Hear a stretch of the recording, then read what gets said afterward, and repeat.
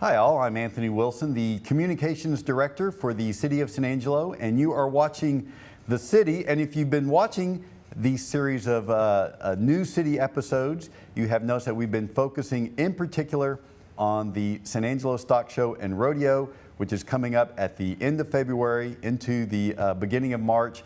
And while everyone focuses on the rodeo itself, it's really the livestock show that is the real economic engine of that event. And so here to talk about the livestock show is Macy Schwartz. Macy is the livestock director for the San Angelo Stock Show and Rodeo Association. Thanks for being with us, Macy. Thanks for having me this morning. So as I mentioned, the rodeo gets all the love when it comes to this event, but it's the stock show, as you know, that actually has a far larger economic impact on our communities, And so I'd like you to talk about how many people it is that the livestock show brings to town and what the impact on San Angelo is in terms of dollars. Sure. So we have this year probably just over 14,000 entries in our livestock show, and that equates to probably just over 5,500 exhibitors. Okay, and that's just exhibitors. With those 5,500, we have parents that are coming, they have their advisors, so their county agents or ag teachers, grandparents, siblings, aunts, uncles, their dogs, they bring a lot of people with them. So it's going to be well over 10,000 people that come to San Angelo just for the livestock show. And these are the folks that are staying in our hotels, eating at our restaurants, shopping at the stores in town, and they'll stay 2+ days because the shows just last that long. And so it's well over $1 million of economic impact for San Angelo. I don't know the exact numbers, but like I said, they're staying here for 2 or 3 days, eating at the restaurant, staying in the hotels, and so they are by far the economic impact effect for the stock show and rodeo. Because the vast majority of these folks, almost exclusively, are coming in from out of town, whereas most people who go to the rodeo are from San Angelo or the surrounding area. Correct, yeah. So probably 10% of those folks are going to be local people. So 90% of them are coming from far off. I've talked to so many people on the phone this week that they're coming from 6 hours. Where's the best hotel? Where's, all of those sorts of things. They're, like I said, majority of them are going to be from out of town, but the rodeo goers, if you will, most of those are from San Angelo. Now we do have some from out of town, but majority of those are going to be from in town or Mertzen, Miles, things of that sort. So that's why they're staying in our hotels and such. And so you mentioned about a stock show lasting 2 days, and we need to be real specific about that for people who aren't in the know. Sure. That's the swine show might last for 2 days, and the market steer show might last for 2 days, and then another show will follow on the heels of that. That's correct, yes. So we actually have 48 events in our livestock show, and they're spanned out from February 1st to February 17th. And like you said, our lamb show will be 4 days, our goat show will be 3 days, and so they're coming in, like the lambs and goats are the very first thing, and then we'll go into heifers, which is a 4-day show, and steers is a 2-day show. And so depending on if they show multiple species or not, of how long they're going to be here. But like I said, those events, all 48, will start February 1st, and we'll have one every single day from then until the 17th. Now, you grew up as a stock show kid and, in fact, showed at the San Angelo Stock Show with some success. Sure did. And you also traveled throughout the state. So just to give people an idea of what it was like when you would go to, say, the Fort Worth show or the Houston show, how many people did you take with you? How long would you be there? What sort of things would y'all do? And to sort of reflect the amount of money that you might have been spending. Sure. So I grew up raising hogs and showing hogs, and so we went to every single livestock show that you could in Texas. And for each show, it varies. For San Antonio and Houston, the hog show is a whole week. San Angelo here, it's 3 days. Fort Worth, it's 2 days. And Austin is 2 days. And so while you're there, especially at San Antonio and Houston, you're there for a while. So what we'll do when we get there, of course, is unload your hogs or your animals, if you will, get them all settled, and then go to the exhibits. Spend all of your money in the exhibits. I know my parents got annoyed. No, we're not buying you this rubber band toy gun thing. And so doing that, and then after, we got all settled and everything, we'd go out to eat. That was our staple, we're gonna go out to eat. That's what we always enjoyed, and then, hotels, and then depending on what time of life we were in, if we would go shopping or not. But we did do that sometimes. And so It's real expensive for the exhibitors, you know, and it was me and my whole family. So my mom, my dad, and my 2 sisters. And so that's 5 people, and it was well over $500 for each place that we went, because of course you're getting a hotel room, eating out every day with 5 folks. It gets real expensive, and gas, you know, travel expenses as well. So it's not cheap, and so whenever the folks are coming into town spending all of their money, it's for a purpose. I was put through college with my winnings at San Angelo, and so it's really nice to be able to come back in full circle and give other kiddos that opportunity as well. You mentioned that 10% or fewer of the exhibitors are from the San Angelo area. How many of Texas's 254 counties are represented by exhibitors at the San Angelo Stock Show? So of the 254, we have 242 counties that are entered in San Angelo. We lose the few like way east Texas, so getting over to Louisiana, and very south like Brownfield. It's just a far trip for those kiddos, understandable, but 242 out of the 254 will take it. Now you mentioned 48 different shows during the livestock show. Give us an example of some of the larger shows and also some of the more unusual shows that people might not think about when they think about livestock shows. Sure, so our market shows, which will be our market barrows, goats. Explain what a barrow is. A barrow is a castrated male hog. Goats, these are all male animals. So we'll have market goats, market lambs, and then market steers. We're the 4th largest in the nation. And so that's huge. We fall behind Houston, San Antonio, and Denver.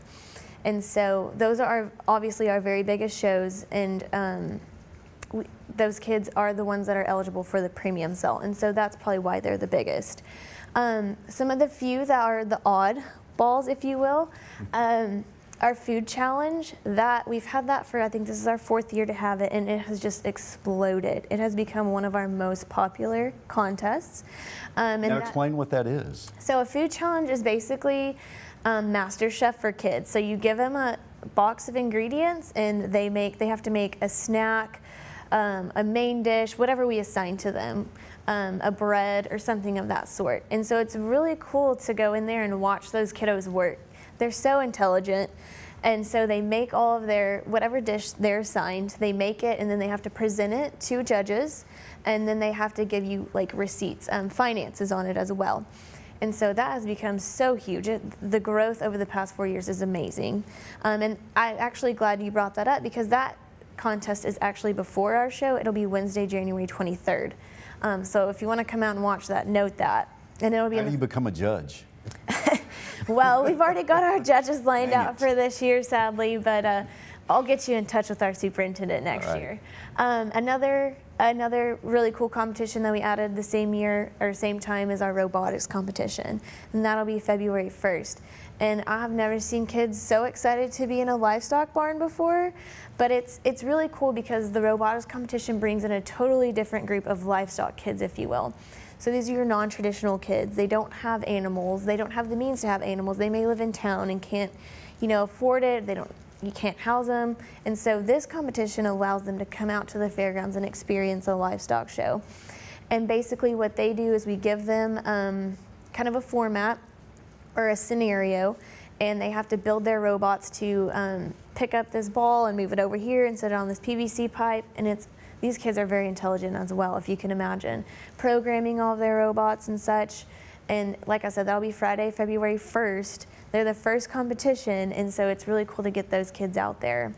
And those are a few of the stranger events, if you will, non-traditional livestock events. So how did y'all end up adding events like cooking and robotics? Because that is way outside the stream of what people think of when they think of livestock shows. Sure. So Brittany and I sat down about 4 years ago, and we really wanted to reach a different group of kids. Her and I were all about opportunities. And so we wanted to give the kids the maximum opportunity that they could. And so we're like thinking of those kiddos that, again, don't have the means to have animals, can't afford a $10,000 steer. They don't have a place to put a hog because they live in town. And so we were like, what competitions can we add to our show that'll get these kids out here and give them an opportunity to compete in a livestock show and win a belt buckle? I know for the robotics kid, winning a belt buckle is huge. And so we decided that, and we also looked and said, where is our industry going? Technology. And so we thought we should do a robotics competition because we saw that was huge in schools. That was becoming a huge thing in UIL. And so we were like, well, we need to add that competition to our list of events, no doubt. And then with the food challenge, this was actually becoming a big deal in 4-H. And it had a huge following. And again, we wanted to get a non-traditional livestock kids out to the fairgrounds. So we said, hey, we'll try it. And it was a huge success the first year and has just even gotten better. So those are probably the two things that I'm most proud of adding to our list of events. Now, you mentioned that ours is the 4th largest livestock show in the nation, and obviously there are stock shows that occur in far larger cities than San Angelo. How is it that we've managed to cultivate and grow this thing into the fact that it's the 4th largest in the nation? So I'm going to give all of the credit of that to our volunteers. Because like you said, I had gone to all of the shows as a kid, and I will tell you that there's no volunteer base that is more knowledgeable on livestock and livestock shows than at the San Angelo Stock Show and Rodeo. And I'm not just saying that because I work there, I'm saying that because I lived it. And every single volunteer in the livestock show, they make sure that you have a great experience regardless of what's going on. They make you feel at home. They don't make you seem like a burden. And at other shows that does happen. And so I'm going to credit volunteers first, and then second would be our premium sale. We give 100% of the proceeds made for the premium sale is given directly to the kids. Other premium sales in the state of Texas, they kind of cap their lots, if you will. And so whatever your animal sells for in the auction, you might not get that full amount. They take commission out, or they put it in foundation for scholarships or something of that sort. Not at San Angelo. And we're one of the only ones in the state of Texas that does that. And so that also draws in entries for our market shows because they are the ones eligible for the premium sale. Now, for folks who are watching this and have never been to a livestock show, they may be saying to themselves, that sounds really interesting and fascinating. Are these events open for the public to come and view? Absolutely, 100%. Anybody can come in and watch these livestock events. You'll have to pay gate admission to get onto the fairgrounds, which is just $8 per person or $5 for the kiddos. But we don't restrain or restrict anybody from coming in and watching. And I urge folks, the public, to come out and do that. You know, the rodeo is real exciting and all that fun stuff, but my deal is with the livestock kids, these are going to be the kids that are running our government. They're going to be directors at big businesses. These kids are the ones that put in the work and they know how to work. And so seeing them start at the livestock show and then, you know, following them throughout their career, I think is really cool. And you have to start at the stock show. So. Well, and what a lot of people may not realize, and like you, I grew up as a livestock show kid, is there's a lot of high drama at these things, and particularly when they've got the finalists lined up and the judge is inspecting them and looking at them, and he walks up and, you know, slaps a steer on the hiney or points out a kid who's got the champion lamb. I mean, there's a lot of tension and it's exciting. Sure, yeah, no, if you come, you can feel the tension, especially like you said, when they're selecting the grand champion animal, even when they're selecting first places of each class. You can look up in the stands and you can tell who's the parents of the kids out there because they're chewing their nails or they're dancing back and forth and they're getting antsy, but you can feel it. And I think the reason that it's so dramatic or, you know, tense is because there's a lot at stake. Like I said, my winnings at San Angelo put me through college, and it's the same for other kids. A bunch of these families, you know, they put all of their means into raising these livestock and being successful in these livestock projects. And so the winnings are huge for them. And so that's why it's such a big deal to win first place or, you know, grand champion, is so you're awarded that money back and you're paying for your expenses and also being able to have a future in college, or whether you're going to go into, you know, college or something else. But that's why it's such a huge deal to folks. Now, you mentioned that all of these events occur over the span of a little bit more than 2 weeks. And so if people want information about what's happening, when and where's the best place for them to get that? So we have a livestock schedule posted on our website, and that's by far the best place to go. We have times, dates, and everything listed. Our website is sanangelorodeo.com, and you'll just click on events. And we have it listed by date, and it's also color coordinated. So all of the livestock events will be blue or yellow, whatever color we have designated for that. And you can see like check-in days, like days that they're going to be moving in, days that they're going to be showing, days of the awards, and all of that good stuff. So SanAngeloRodeo.com and click on events. So you mentioned there are about 5,500 exhibitors at the San Angelo Stock Show. How do they become eligible to compete in our show? So for our junior shows, those are the ones that are kind of limited, if you will. So they have to be a member of 4-H or FFA. And to do so, by becoming a member of those, obviously you have to be a member of the FFA in your school or a member of the 4-H from your county. And so they do that at their county or school level. And then to enter into our stock show, they have an entry deadline of December 1st. So they've got to be sure that they have all of their animals by then. They have to follow all the rules for each show, which some of them have to be state validated. Some of them have to be registered in their breed registration. And then also just sending in the payment. But yeah, a bunch of it is done through their 4-H and FFA projects. And we stress every single year that the kiddos have to keep up with each show rules because they're all so different. You know, each 48 event has different rules, and they do such a great job of keeping up with that. So. You talked about the volunteers earlier, and obviously the stock show couldn't happen without an army of volunteers, which you do have. How many committees do you have for the livestock show? So we have 48 events, so we have 48 committees, so one committee per event. Some of them have a few more, but we'll just push that to the side. But 48 total, basically, and that's over, gosh, I would say probably 700 to 800 volunteers. And so each of them has their specific duties that they do for their show that they're signed up for. So if you're signed up for the Barrow Show, you're only going to work for the Barrow Show. You don't have to work all 48 events. And so what sort of things are they doing in the course of their duties? So our livestock department is comprised of me currently, so the volunteers are pure gold to me. So they're responsible for unloading the animals, assigning their pins. Once the pins are assigned, we get to check in and making sure that all of the kiddos are checked in the right way. Some of the superintendents, they have a little more responsibilities. That, you know, they have to help me with weight breaks and posting those weight breaks and answering any questions that any exhibitor may come to them with. And then we get to show day, and in show day, I mean, they're functioning the whole entire show. They're opening the gates, calling the kiddos to come to the classes, handing out the ribbons, handing out the awards, putting the animals on the truck when they're sifted, making sure that each kid takes their picture. And then when you get to the premium sale, we have our premium sale committee, and those folks do a great job. They're actually working currently to get the funds for the premium sale. They probably have the hardest job. They work about 2 months out of the year soliciting funds for that. And then we get to the premium sale, and we have to set up all of the tables and chairs and tie bows on all of the chairs and all of that fun stuff. And setting up the arenas. Making sure that we have the right space and making sure all of the scales in the barns work. I mean, it's an endless list of things that they do, so it's pretty amazing. So it sounds like a lot of work. What's the motivation for these folks to give up their time and their talent? It's 100%, I would say, the kids. Like I said, we're one of the only shows in the state that gives 100% of funds back to the kids. And a bunch of these folks, I would say 90% of the volunteers they showed livestock growing up, and so they are kind of like me. They want to give back and create the opportunities for the kids. So maybe those kids can turn around and create opportunities for the next generation. So as we're filming this, it's about mid-January.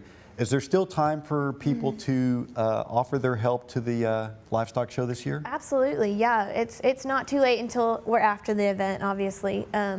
But we still do have time for this year.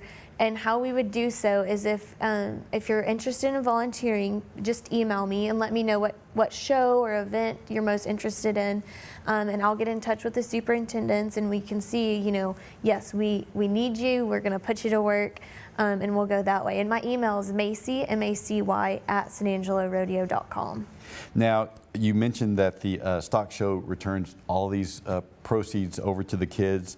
The San Angelo Stock Show and Rodeo Association, a lot of people may not realize, is a nonprofit organization that also has its own foundation.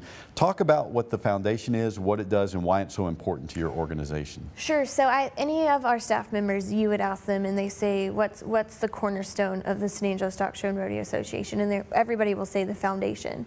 And I mean, our mission statement is to educate and provide opportunities for the youth of Texas, And so the foundation does that for us. And so the foundation, it was created in 1987, and it was created to provide scholarships for livestock kids, or a kid that competed at the San Angelo Stock Show and Rodeo. So somebody that could be an ambassador, you could have a creative arts entry or something of that sort. And so what we do every year in April, May, somewhere around there is, we get our applications in and we review those applications, and we can award X amount of scholarships to, the top applicants. This past year in 2018, we awarded 16 $8,000 scholarships and then one $12,000 scholarship, which is the Kermit Woodland Scholarship, in which that has grown. The first year that we started it in 1987, we gave one, I think, $2,000 scholarship. So the growth of that over the years is amazing. And so, like I said, I was a product of San Angelo Stock Show and Rodeo. And so giving these kids these scholarships allows them to be able to go to college, a Texas college. And like I said, these kids are going to be the ones that are going to be directing large companies. They're going to be the innovative mind behind this new technology for tractors. And it's things like that that really drives everything that we do. We work our tails off to grow the foundation so we can give more and more scholarships every single year. You've mentioned a couple times about the premium sale. Explain what that is. So the premium sale is kind of the last livestock event, if you will, and it kind of caps off our whole livestock schedule. And it is going to be February 16th this year at 2 p.m. And the premium sale, the kids that are eligible for the premium sale are those that place high enough in the market barrow, market goat, market lamb, and market steer show. And so what we do is we run those kids through the premium sale auction, and we were talking about it earlier, it's not one buyer on each lot. We have 10, 15 buyers on each lot, and all of these buyers, they're just donating their money to these kids. They get nothing out of it. They don't get the animal. The animal is actually gone to harvest, but they're just donating their money to the kids, and the kids get 100% of that donation. Now you, as we said, were a livestock show kid. What did you like about the experience? Well, I learned a lot from raising and showing animals, and I think that's the best thing. It builds so much character, and I learned how to work, and I learned how to go out in 32-degree weather and feed my hogs, learned dedication, I learned responsibility, and I think those are the things that are the best about the livestock show, and I'll tell that to anybody. And also, it's a really good way to get out and learn communication. I mean, I learned so many friends. I got so many friends from showing animals and talking with the volunteers and talking with the judges. There's some kiddos that I guess, if you will, get stuck behind a computer or an iPad or something of that sort, and they have a hard time communicating when they get out into the real world. You won't find that with a livestock kid, and it's because they're put in those situations. You have to talk with livestock show management, you have to talk with judges, you have to talk with the volunteers, you have to talk with your advisors, your parents. The communication out there, and I think that's the key, is learning that communication and taking that on further in life. Now we're still a few weeks away from the 2019 stock show, and so this may be a little bit of an unfair question, but when does planning begin for the 2020 stock show? So I was actually talking to some of my coworkers about the 2020 stock show last week. So it's kind of a never-ending thing, but we dive deep into it about mid-May into June. And so it takes that long. At that point we start hiring judges. We start making sure our rule book is in order, updating all the dates and stuff, and updating any rules that we see this year. We say, okay, that rule needs to be changed. Make sure we update it in 2020. Ordering awards, that's a huge task, and then being sure that we have all of the awards in. So yeah, it takes well over half a year to get it planned. So remind us once again the dates for this year's San Angelo Livestock Show and where people can get more information. So this year the show is going to run from February 1st to the 17th. And for more information or finding our schedule or any kind of information at all about the stock show and rodeo, visit sanangelorodeo.com and click on events. So I hope you'll take the opportunity to visit the San Angelo Livestock Show this year. I promise you it'll be a fascinating experience. And we also hope you'll join us for the next episode of The City.